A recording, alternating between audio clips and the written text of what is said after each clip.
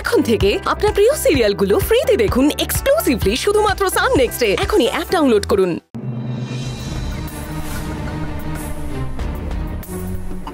আমাদের ছেড়ে যেখানেই থাকো ভালো থেকো মঞ্জু।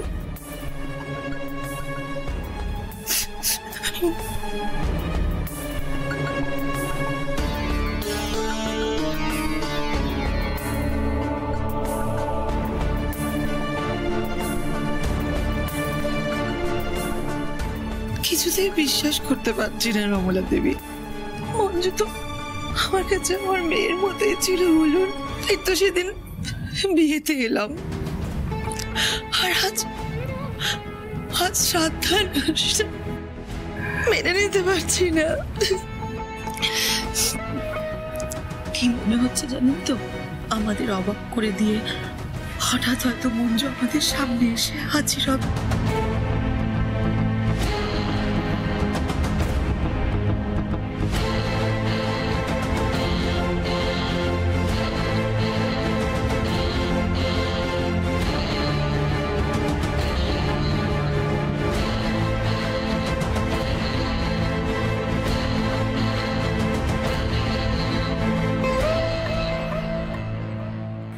অর্জুন, সেদিন তো আমাকে ভুল বুঝে দিয়ে অনেক মারধর করলি। দেখো, আমি সেটা মনে রাখতে চাই না। আমাদের মধ্যে একটু খিটিপিটি ছিল ঠিকই, কিন্তু সেটা তো শুধু কাজের জায়গায়। কিন্তু বিশ্বাস কর, তুই যেটা ভাবছিস সেটা সত্যি নয়। মঞ্জুকে আমি মারিনি। আর যদি আমি এই পাপটা করতাম, তাহলে তোর মনে হয় তোর সামনে এসে তোর চোখের দিকে তাকিয়ে কথা বলতে পারতাম? হ্যাঁ অর্জুন, আমি এখানে আসতে চাইনি। ওই রাজাই জোর করে নিয়ে এলো, যাতে তুমি তোমার মনের মধ্যে কোনো ভুল ধারণা পুষে না রাখো।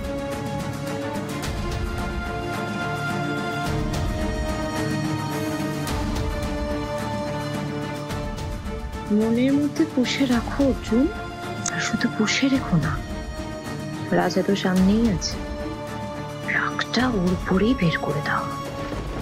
এখানে তো অনেক লোকজন, তুমি এখন রাজার গায়ে হাত তুললে আর একটু বাড়াবাড়ি করে ওকে শেষ করে দিলে সাক্ষীর অভাব হবে না।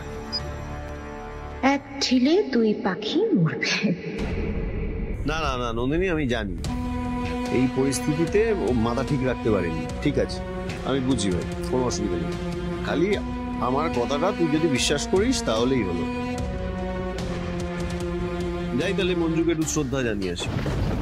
দাঁড়া দাঁড়া,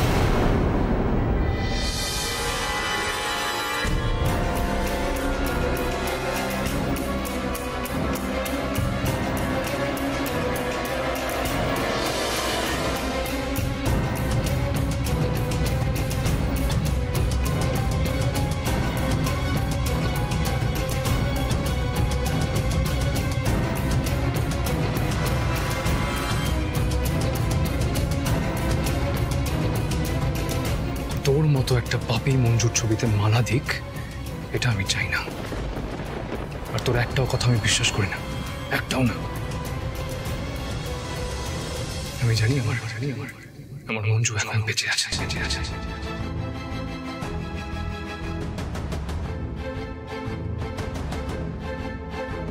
এক কথা আর কবার বলবি তুই? ভাই এদিকে আয়, শোন, এদিকে আয়, একটু রিয়েলিটিতে আয়। ভাই জানি মানতে কষ্ট হচ্ছে, কিন্তু মানতে তো হবে, বিশ্বাস করতে হবে। আমার বারবার বললে কিন্তু ভালো লাগছে না এই কথা। তোকে বিশ্বাস করতে হবে ভাই, আমরা সবাই কষ্ট পাচ্ছি, কিন্তু তোর মতো বোকামি কেউ করছি না। বোকামো তোদের কাছে হবে দাদা, আমার কাছে নয়। মঞ্জু এখনো বেঁচে আছে, আমি জানি। আমার ভালোবাসা এত সহজে করতে পারে না। মঞ্জু ফিরবে, মঞ্জু এখানে ফিরবে।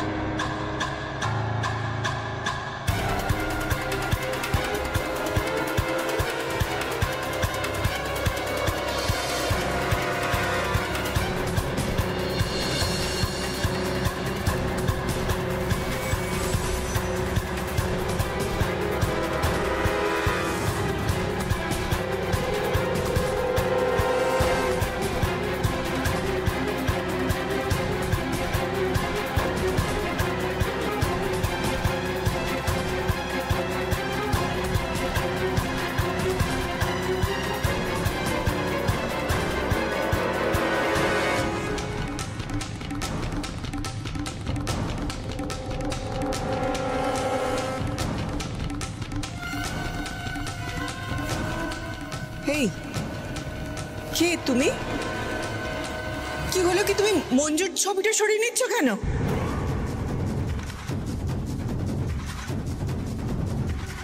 এই কি হচ্ছে নাকি এগুলো?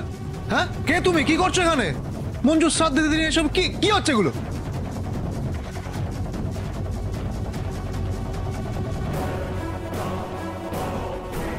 কে?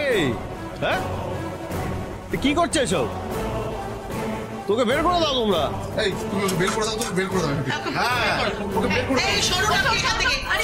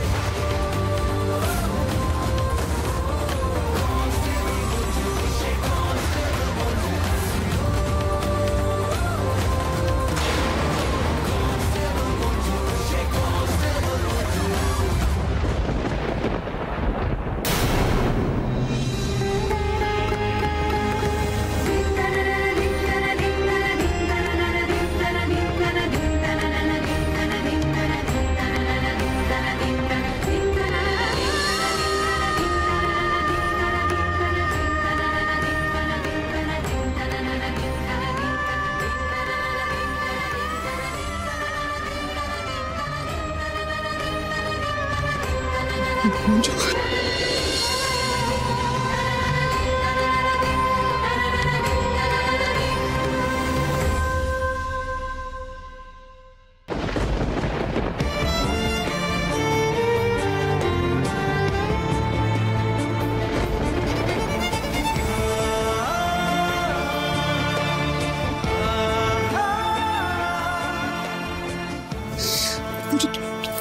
আমাকে ছেড়ে কোথায় চলে গেছিলি তুই? হ্যাঁ, তুই আমাকে ছেড়ে কোথায় চলে গেছিলিস তুই?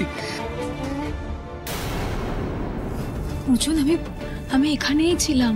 এখানে ছিলাম মানে এটা কি? আমি এখানেই ছিলাম মানে আমি তোমাদের আশেপাশেই ছিলাম। এই রসুল পড়িয়েছিলাম। কি বলছিস কি মঞ্জু? তোকে আমি পাগল হয়ে গেছিলাম তোকে খুঁজতে খুঁজতে মঞ্জু। তাও ওই বম রাস্তার, হ্যাঁ, আর ওই ডেড বডিতে ওটা কে ছিল ওই কফিনের ভেতরে? ওটা মঞ্জু তুই আমাকে কিচ্ছু বলিসনি কেন? তুই যে বেঁচে আছিস আমাকে জানাসনি কেন? আমি পাগল হয়ে গেছি তোর। তুই আমাকে কত কষ্ট দিয়েছিস তুই।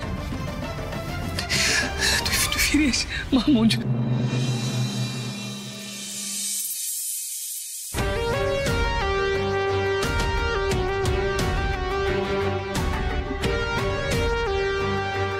মঞ্জু তো মরেনি গো, তাহলে কি এটা নাটক ছিল? নিজের মরে যাওয়া নিয়ে কেউ কি এরকম নাটক করতে পারে? আমি সত্যি কিছু বুঝতে পারছি না। বোন,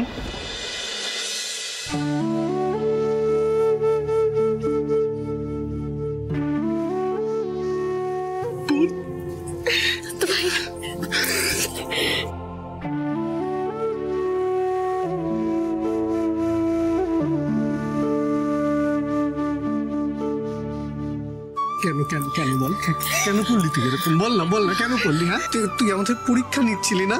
দেখছিলি না আমরা তোকে ছাড়া ভালো থাকতে পারি কিনা? হ্যাঁ, না রে, বিশ্বাস কর, পারি না। আমি, অর্জুন, আমরা কেউ ভালো থাকতে পারিনি। তুই কেন করলি এটা? বল না, উত্তর দে, বল কেন করলি? উত্তর দে। দাদা ভাই, আমাকে ক্ষমা করে দে না প্লিজ, ক্ষমা করে দে।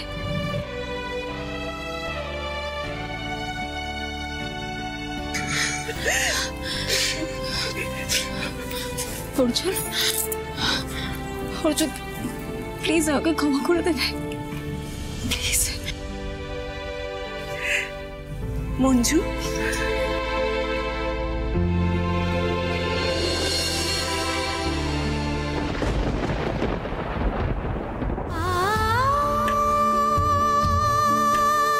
বিশ্বাস কর, সেদিনের পর থেকে আজ পর্যন্ত আমাদের চোখের জল চোখে শুকিয়েছে মঞ্জু। একদানা খাবার তো দূরের কথা, এক ফোঁটা জল পর্যন্ত আমরা কেউ গলা দিয়ে নামাতে পারি। তুই কেন এরকম করলি মা?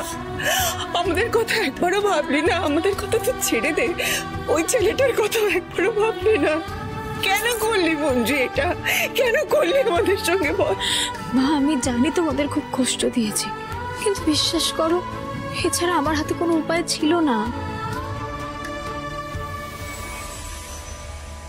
আমি যা করেছি বাধ্য হয়ে করেছি। বিশ্বাস করো, আমি কারোর আবেগ নিয়ে খেলতে আবেগ চাইনি। নিয়ে তো খেলছো, এখন ক্ষমা চাইতে এসছো, লজ্জা করছে না তোমার? এতগুলো মানুষের চোখের জল নিয়ে খেলা হচ্ছে, মজা হচ্ছে না? এটা মজা?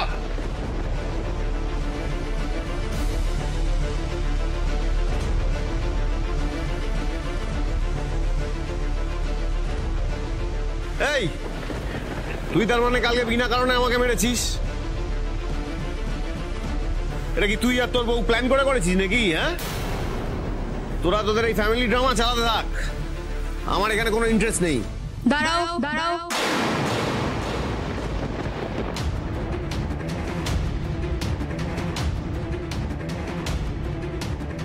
ইন্টারেস্ট আছে রাজা, তোমার ভয়ঙ্কর ইন্টারেস্ট আছে।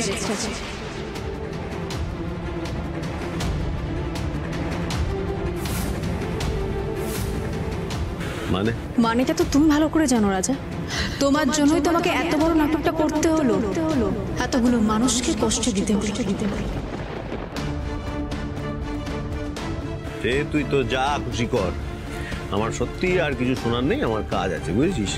নেই নেই, আমার কথাগুলো শোনা ছাড়া তোমার আর কোনো কাজ নেই। আমাকে এত বড় নাটক কেন সাজাতে হলো, এই কথাগুলো না জেনে তো তুমি কোথাও যেতে পারবে না। আমি কেন জানতে যাবো? হ্যাঁ, কারণ তুমি তো মাস্টার মাইন্ড।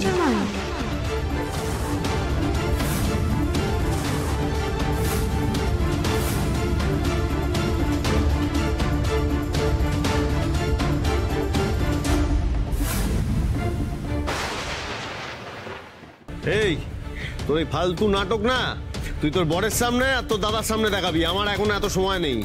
সময়, এই সময়টা না খুব ইম্পর্টেন্ট একটা জিনিস, আর সেই সময় যখন একটু একটু করে কমে যায়, সেই সময়ের মূল্য না বেশি ইম্পর্টেন্ট হয়ে যায়।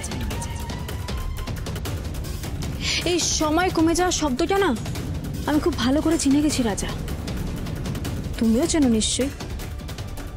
ওই ওই tick tick tick tick tick tick tick tick tick tick tick tick.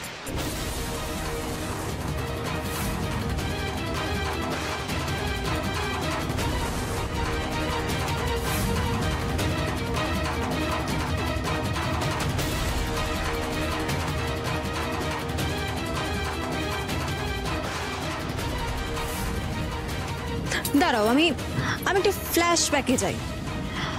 অভিদার অ্যাক্সিডেন্টের পর উনি যখন হসপিটালে ভর্তি হয়েছিলেন, তুমি সেখানে গিয়েছিলে।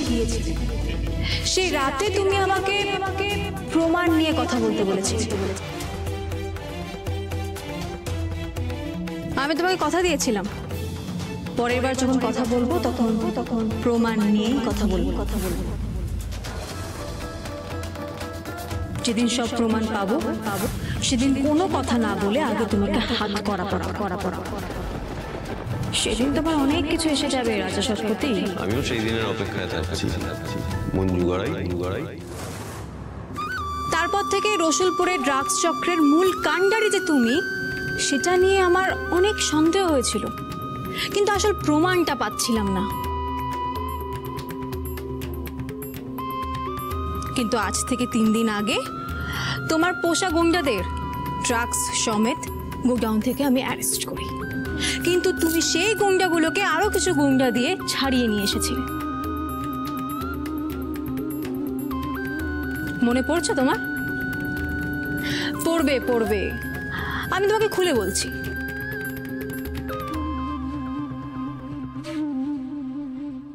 এবার এই ঘটনার জন্য আমি প্রস্তুত ছিলাম।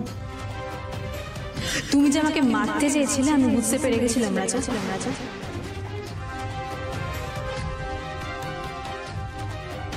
মানে মানে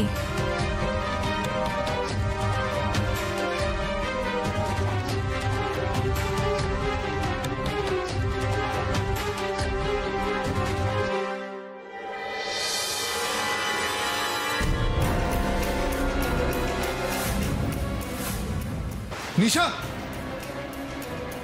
নিশা, কি হলো কি হলো কি হয়েছে? নিশা কোথায়? ঈশানী কোথায়? মঞ্জু বুঝতে পারিনি কে করেছে, কিন্তু আমি তো বুঝতে পেরেছি এটা ঈশানীর কাজ। কয়েকদিন ধরে খুব বেড়ে খেলছে, অন্য সুরে গান গাইছে। আজকে যদি আমার হাতের সামনে পাই না, মাথা প্রচন্ড গরম আছে, ওকে শেষ করে দেবো জাস্ট। এরা তো আমার এগেনস্টে আমাকে শেষ করার প্ল্যান করছে। এবার কি করব? সেটদের বিশ্বাস নেই, টাকার জন্য এরা সব করতে পারে। আমার মঞ্জুকে সাপোর্ট করাটা সেটরা সহ্য করতে পারবে না। ওদিকে তো রাজাও আছে, এসব ওর কানে যাবে, রাজাও আমাকে ছাড়বে না, শেষ করে দেবে।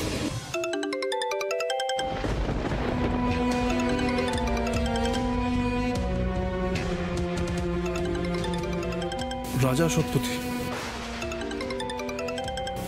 হ্যালো, কাল মঞ্জুর থেকে অর্জুনকে দূরে সরাতে হবে, আর কালই মঞ্জুর শেষ দিন। রাজা তাহলে শুধু মঞ্জু কেন, ঈশানীরও তো ব্যবস্থা করতে হবে। ঈশানী তোমার কাছ থেকে টাকা খিচে এখানে মঞ্জুর দলে ভিড়ে তোমার ব্যাপারে বেইমানি করার চেষ্টা করছে। সত্যি যদি এই ব্যাপার হয়ে থাকে, তুমি খালি ওই মঞ্জুর থেকে অর্জুনকে দূরে সরিয়ে দাও, তারপর আমি বাকি সব দেখে নিচ্ছি। কে কে ওখানে? কে কে কে ওখানে? কে কোথায়? কে কোথাও তো কেউ নেই।